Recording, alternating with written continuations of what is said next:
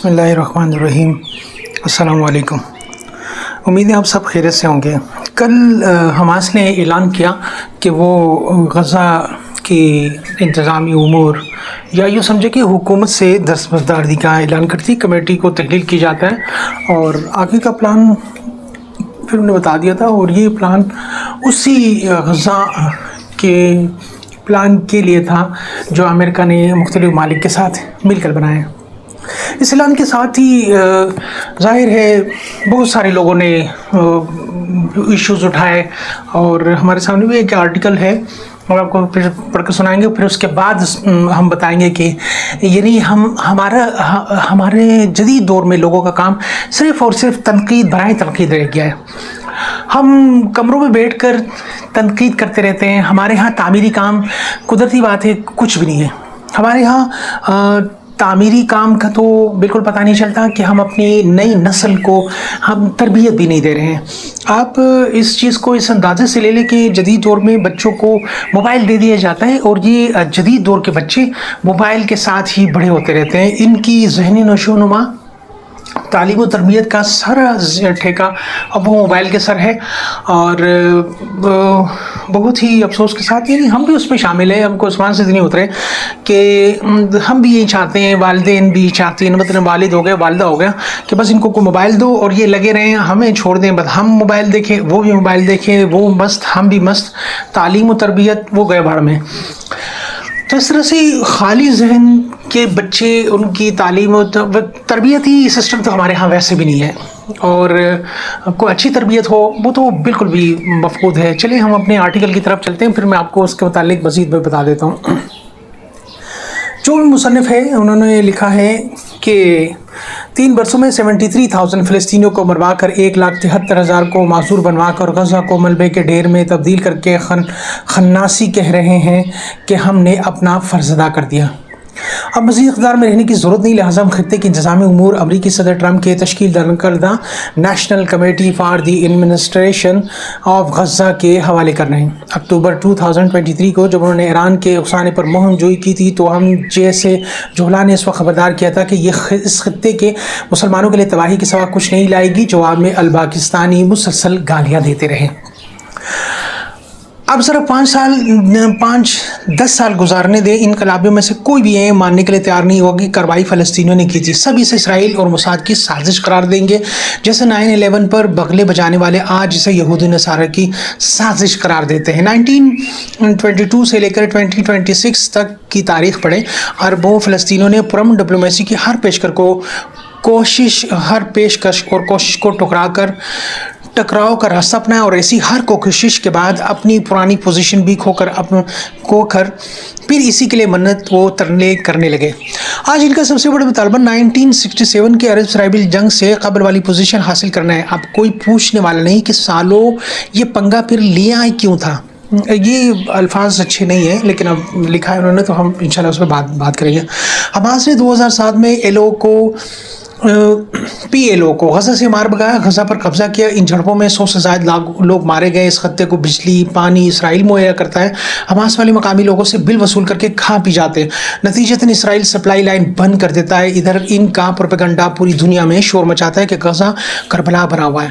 صہیونیوں نے پانی اور بجلی بند کر دی۔ یہ کام زیادہ تر رمضان کے قریب ہوتا ہے، پھر جھڑپیں ہوتی ہیں، عرب دنیا سے اربوں ریال کا زکوٰۃ خیرات ملتا ہے، عید تک جنگ بندی ہوتی ہے، اور یہ سڑکوں پر نکل کر جشن مناتے ہیں۔ اگلے سال پھر یہی مشق دہرائی جاتی ہے۔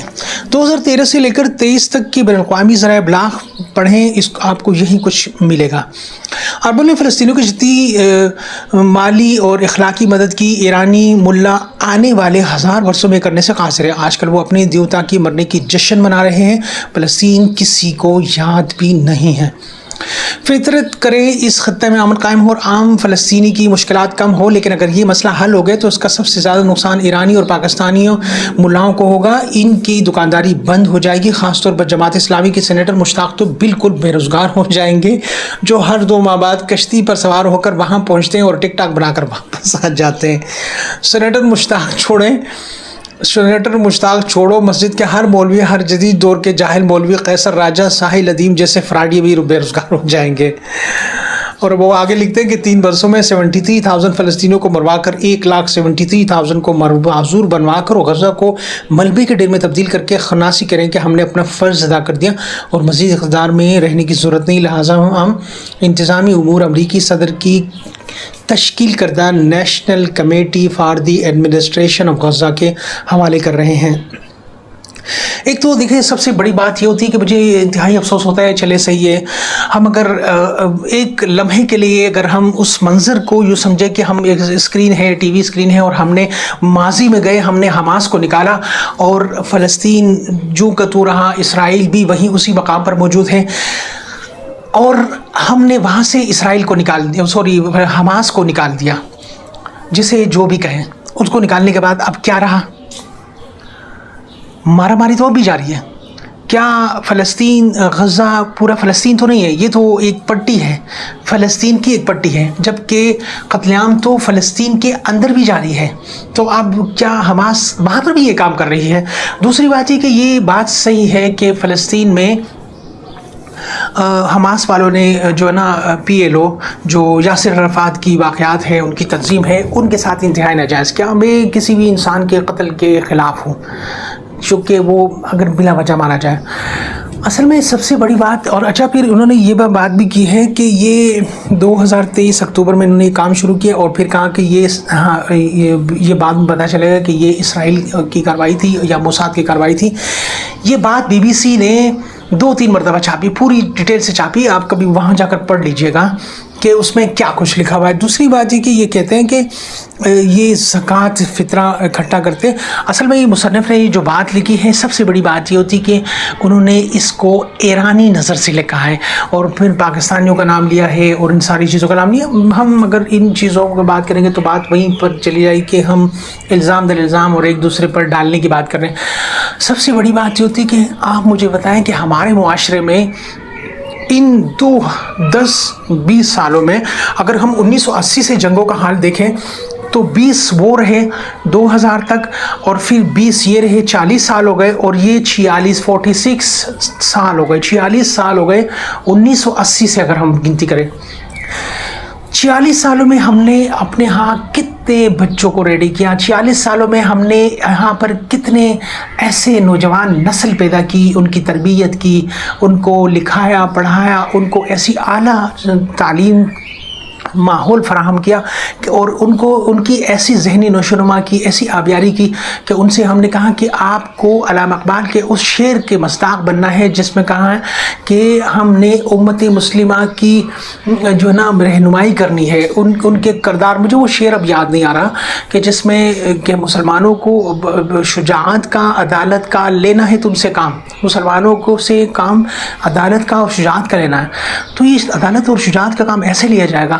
ہم اگر یہاں پر لکھنے بیٹھ جائیں تو اتنی لمبی لمبی سٹوریاں لکھیں، اگر ہم الزام در الزام لگانے لگ جائیں تو اتنے بڑے بڑے الزام لگانے لگ جائیں، لیکن کیا ہم اس چیز کا کوئی جواب دے سکتے ہیں کہ ہم نے اپنی نسلوں کی کتنی تربیت کی؟ میں کل پرسوں ایک شخص کی بات سن رہا تھا، اس نے کہا کہ ایک شخص کو والد صاحب نے عالم بنایا اور دوسرے کو ڈاکٹر بنایا یا وکیل بنایا، اور پھر مختصر یہ کہ ان کی والدہ رونے دھونے لگی اور پھر کہنے لگی کہ تمہارے والد نے مجھے مارا ہے، اور وکیل نے کہا کہ میں کیس کر دوں گا۔ جب عالم آیا تو اس نے کہا کہ اماں یہ تو جو ہے نا اب آپ کے شوہر ہے، اگر مار دیا تو کیا ہوا؟ تو وہ کہہ رہے تھے کہ یہ اصل میں تعلیم کا اثر ہوتا ہے، ہم مانتے ہیں کہ یہ تعلیم کا اثر ہوتا ہے، لیکن اس سے سب سے بڑی بات یہ ہوتی ہے کہ یہ تربیت کا اثر ہوتا ہے۔ آپ اپنے ایک بیٹے کو دنیاوی تعلیم دے رہے ہیں اور آپ اس کی تربیت نہیں کر رہے، بلکہ آپ نے اس کو اسکول، کالجز، یونیورسٹیز، ماحول باہر سوسائٹی کے پہ چھوڑا ہوا ہے، اور دوسرے کو دونوں کو اسی ماحول پہ چھوڑا ہوا، تو ظاہر ان پر ماحول کا اثر ہوگا۔ گھر میں آپ کو تربیت دے نہیں رہے تو ظاہر ایسے ہی ہوگا۔ ہم پچھلے 46 سال سے، یہ تو پچھلے دیکھیں ہمارا تو 46 سال 1980 سے تو معاملہ نہیں چل رہا، یہ تو بہت پہلے سے چل رہا ہے۔